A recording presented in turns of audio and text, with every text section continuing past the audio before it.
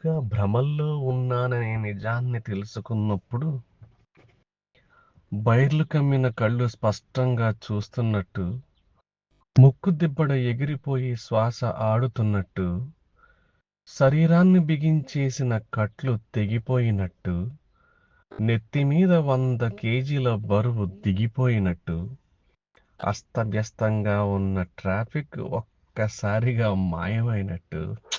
ఆహ్! ఆ ఫీలింగే వేర్లే.